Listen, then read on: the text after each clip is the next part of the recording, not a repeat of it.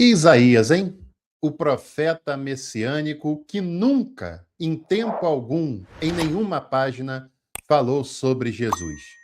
Esse é o assunto do nosso episódio de hoje. Separa aí o seu café, que a teologia é por nossa conta.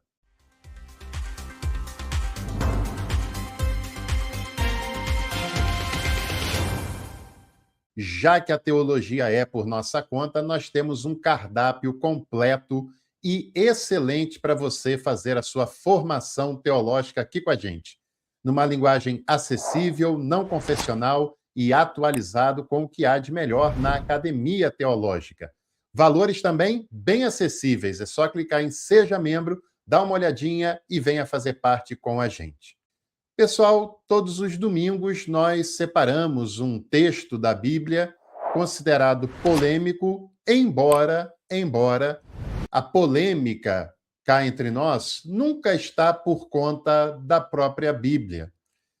Os autores da Bíblia tinham plena consciência daquilo que eles estavam falando, daquilo que eles estavam vivendo e escreveram o que escreveram dentro de um contexto. A polêmica entra por causa de líderes religiosos que distorcem certos textos e fazem esses textos falar o que eles não falam. E tentam analisar o passado pelo presente e não pelo próprio passado. Mas um exemplo desses, é claro, é Isaías, capítulo 7, versículo 10 até o versículo 14, em que, para muitas pessoas, está se falando sobre Jesus.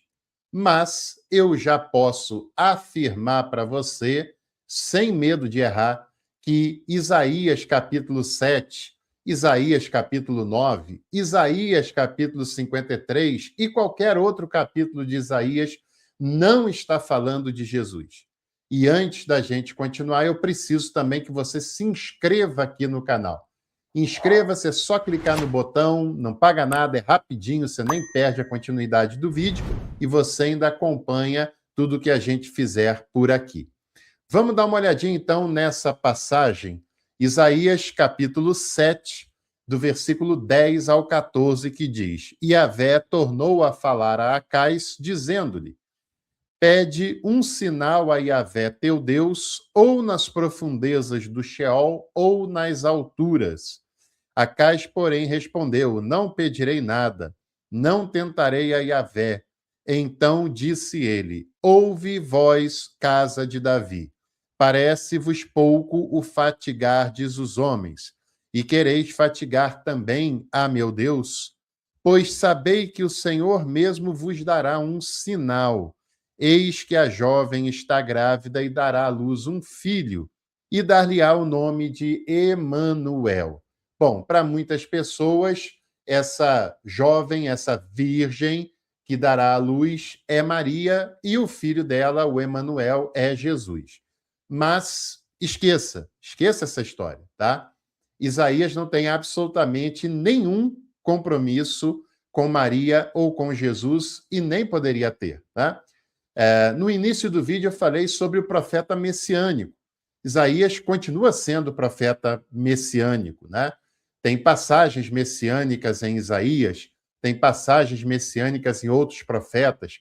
Agora, esse Messias dos profetas do Antigo Testamento não era Jesus. Não tem nada a ver com Jesus, até porque os profetas do Antigo Testamento, eles não tinham condições de conhecer Jesus porque viveram muito antes deles.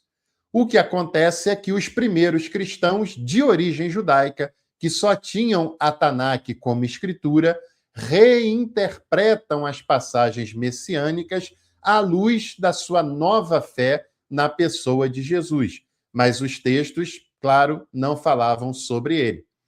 Por exemplo, esse texto que nós acabamos de ler de Isaías. Primeiro passo é que Isaías, o livro de Isaías que nós conhecemos, foi escrito por pelo menos 3 autores diferentes. O primeiro, Isaías, que é onde se encontra justamente essa passagem, que é do capítulo 1 ao 39. Depois, um outro profeta, numa outra geração, num outro lugar, escreve os capítulos 40 até o 55, que é o chamado Deutero-Isaías, o segundo Isaías. E, por fim, nós temos o Trito Isaías, o terceiro desses profetas, que também é um outro personagem de um outro lugar, de uma outra época, que escreveu os 10 últimos capítulos desse livro que nós conhecemos aqui. O primeiro livro do Isaías, onde está o capítulo 7, que nós acabamos de ler, foi escrito pelo menos 740 anos antes de Jesus. Então, olha só, gente, não precisa nem criar polêmica com isso, porque já está claro que um texto escrito 700 anos antes não poderia falar de algo que vai demorar tanto tempo assim ainda para acontecer. Não tem o menor sentido a gente falar dessa situação, porque Isaías não tem em mente Jesus, que ele nem conhece, não tem nem como conhecer, né? É como se alguém vivendo no Brasil no ano 1300 falasse de nós hoje. Qual sentido teria isso, pessoal? Nenhum sentido, absolutamente. E depois, quando as primeiras comunidades cristãs reinterpretam esses textos, são as chamadas profecias historicizadas.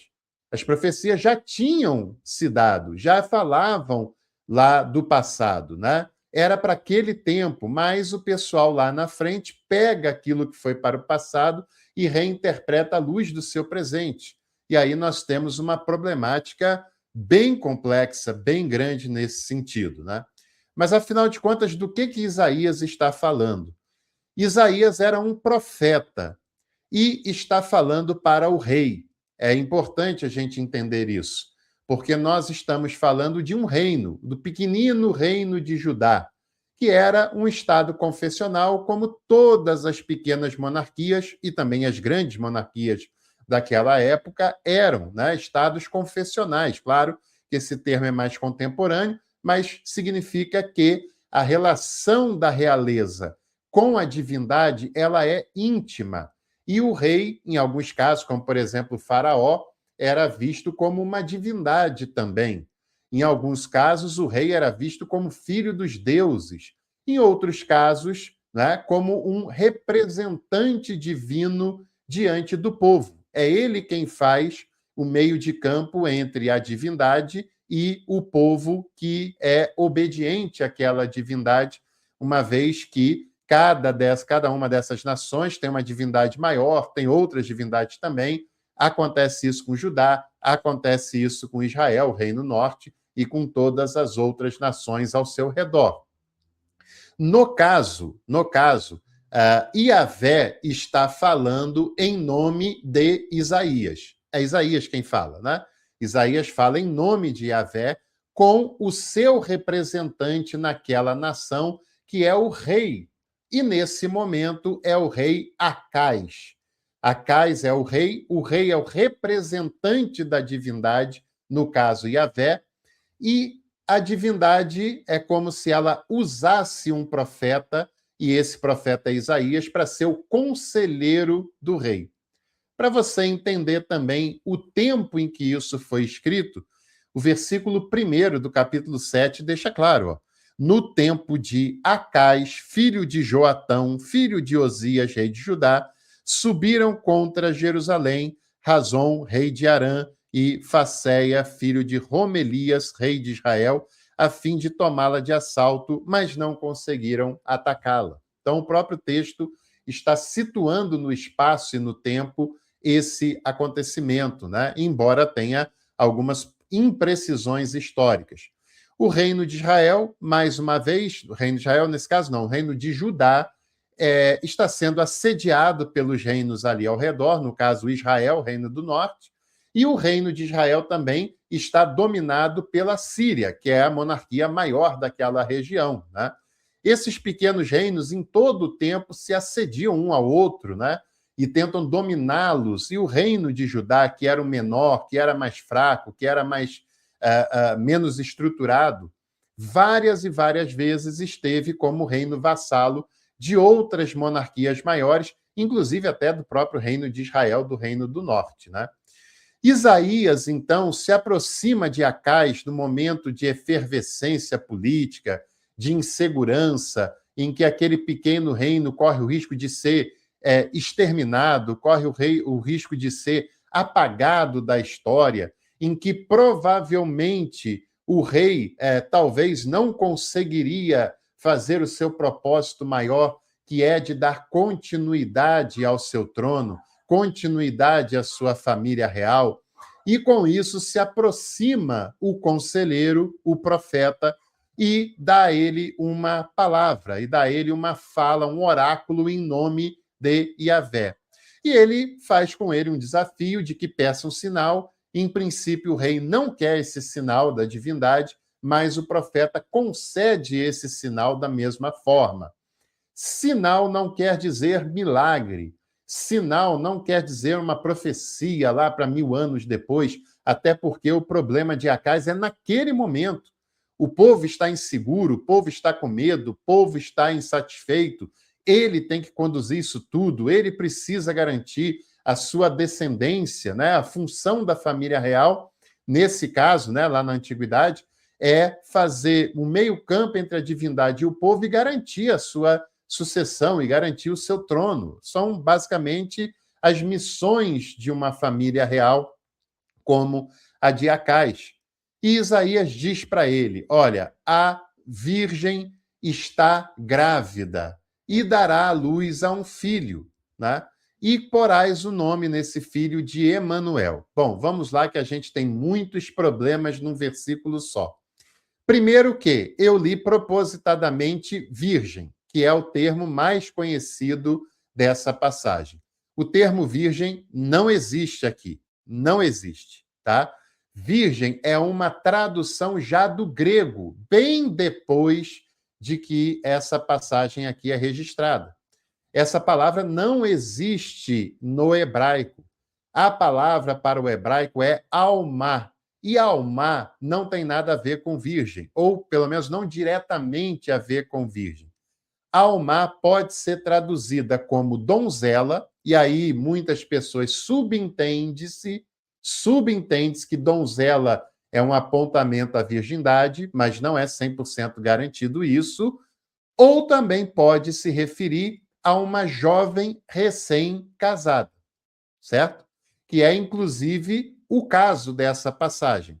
Está falando da esposa de Acás, está falando da rainha, está falando da esposa real do rei Acás. Ela é uma jovem que já está casada e recentemente casada, provavelmente, tá? A palavra virgem é só do grego, não nesse caso, não do hebraico, e nada tem a ver com essa passagem. A palavra poderia ser traduzida como donzela ou jovem recentemente casada, e isso nada tem a ver com virgindade. Depois, a tradução coloca isso no futuro, para dar ideia de profecia. Mas a palavra mesmo do hebraico, no versículo 14, vai dizer que a jovem está grávida. Ela já está grávida no momento em que o profeta está falando com o rei. Não é um apontamento para o futuro, ela já estava grávida naquele momento, mas ainda não tinha concebido. Não tinha concebido ainda. E por isso o profeta diz: a jovem está grávida e dará à luz a um filho, e você colocará nele o nome de Emanuel. Emanuel, um apontamento à divindade El, né?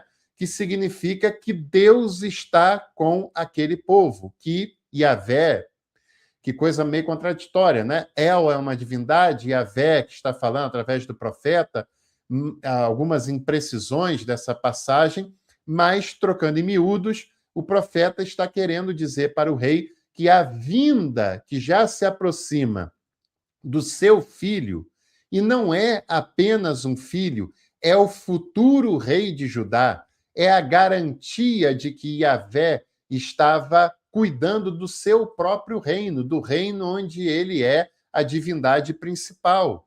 Está cuidando da dinastia real, que é a sua representante neste reino onde ele é a divindade principal.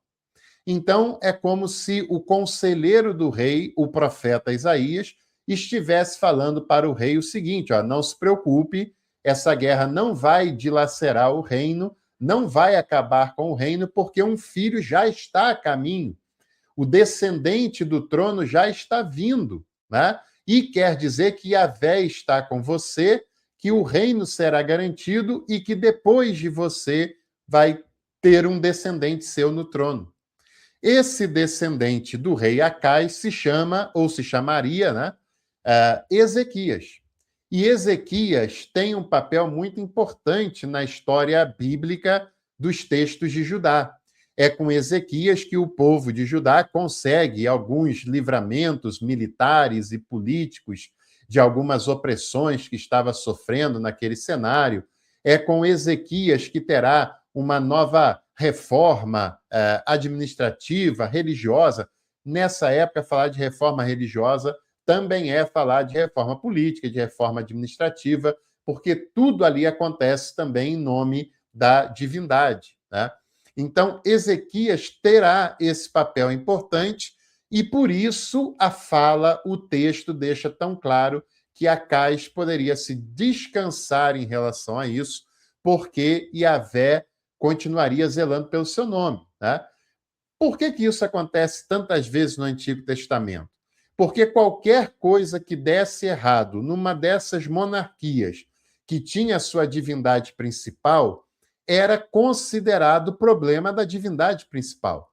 Se ela perdesse, se a nação deixasse de existir, aquela divindade sumiria. Se ela perdesse uma batalha, aquela divindade, ainda que não sumisse, seria considerada divindade subalterna.